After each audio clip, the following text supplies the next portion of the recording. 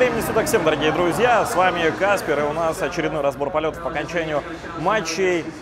Впереди мы разберем с вами MVP против Vici Gaming Best of 3 серия, первая игра сегодняшнего дня. Ну и, собственно, давайте пройдемся по порядку, что у нас происходило на каждой из карт.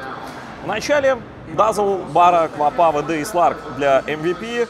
Vici забирают Лину, Клака, ЦМ, Крубика и Марфа, что очень примечательно. Впервые на моей памяти этот герой появляется у нас на стадии плей-офф. В группе я его тоже, кажется, не видел. Может быть, кого-то из ребят он попадался, но я не припомню такого. В общем, Морф был крайне необычен. Ну и изначально было немного затруднительно. Чем же все-таки собираются ВГ убивать вражеского Сларка, если вдруг MVP будут играть достаточно агрессивно? Они могут это делать, они уже это показывали, и они пытались это делать в конкретной игре. Что же у нас вообще происходило? На стадии лейнинга все было достаточно обычно. Трипла Vici против Братрума, Клокверк стоял против Вич-доктора и Квапы, ВД этот был на отводах. Вроде бы все было достаточно стандартно. На оффлейне у MVP погибает Братрум на второй минуте, в конце второй этой самой минуты от триплы Vici. Ничего страшного, но потом происходит что-то, что меня лично заставило немного засомневаться вообще в моральной подготовке. На четвертой минуте Dazzle не кидает Грейв в самой очевидной ситуации, не подхиливает, в общем, не спасает своего товарища. В итоге сам еще в конце отдается, и после этого казалось, что ребята уже посыпались, но они не сдаются. Уже чуть позже врывается Квапа на размен двух своих, точнее двух вражеских товарищей она забирает. И вроде бы MVP потихонечку возвращаются в игру. Вообще игра шла достаточно ровно, несмотря на то, что MVP было большое количество потенциально неплохих ганкеров. Vici не подставлялись, Vici играли очень осторожно. Морф фармил, Сларк фармил до определенной минуты. Но вот большое количество сладких булок, так называемых для Сларка, это Лина, ЦМ, они, ну и Рубик, естественно, они немного заставляли задуматься о том, что же произойдет, когда начнется замес.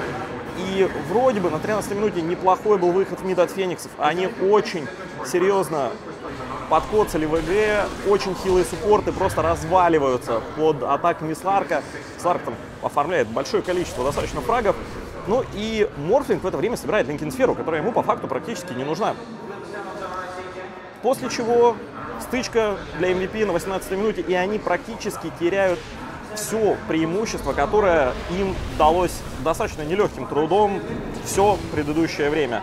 Ну и через 5 минут, минус 4 от них, Братрум демонстрирует свои 17% легендарных, ну а Вич-доктор, естественно, в своей каске при отсутствии суммонов и дополнительных каких-то героев. И вроде бы MVP уже начинают давить, но Vici на скилле отбиваются от нескольких атак, просто разваливают корейцев в защите. И на 30-й минуте происходит ключевая драка под дайровским тир-2 тауром. Vici вновь разваливает Фениксов, и Морф становится просто невероятно силен. Сларк действует достаточно опрометчиво, и постоянно Даркпак нажимается не вовремя, постоянно попадает он под весь контроль, имеющийся у команды ВГ, и его просто стирают раз за разом. Он умирает раз 5, наверное, подряд, после чего вернуться в игру практически невозможно. На 33-й минуте Vici практически ставят точку в этом матче, избегая ганга на верхней линии, а также убив пол команды Феникс в миде. Ну и преимущество уже порядка 7500. Лина фактически руками заколачивает еще через пару минут половину команды Рейдиантов. Морф добирает фраги, и игра практически закончена. Буквально через 5 минут вновь находят Сларка, убивают его, байбека у него опять нет, и MVP вынуждены принимать бой вчетвером. И, естественно, этого недостаточно для того, чтобы отбиться. Ребята пишут ГГ, и первая карта закончилась. Ну и на второй карте драфты у нас практически ничем не отличались. Единственное, что ВГ действовали намного более уверенно, намного более эффективно. Все три линии полностью контролировались ими практически на каждой стадии игры. Нага фармила более-менее у ребят из MVP, но было видно, что товарищ либо не слишком опытен на этом персонаже, либо просто парни самую малость расклеились. И буквально на 9-й минуте одна только бруда от Айс заставляет стянуться всю команду на нижний стак возле базы рейдиантов, и это уже говорит о том, что достаточно серьезные неприятности у MVP. На 11-й минуте Лина делает 2 последовательных фрага на ВД и Квапе, и исход матча начинает потихоньку проясняться. Единственная надежда — это все та же Нага, но фарма критически не хватает. Вичи на 20-й минуте забирают Рошана, и казалось бы, Вичи уже сейчас идут завершать игру. Буквально еще 5 минут пассивной игры. Вичи наращивают преимущество. И на 29-й минуте ошибка от MVP в защите и вынужденный байбек от Наги.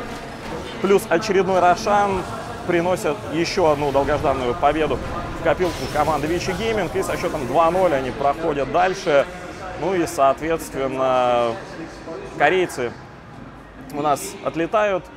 Но они показали достаточно достойную игру на протяжении всего этого чемпионата, так что мы их поздравляем, достойный выигрыш.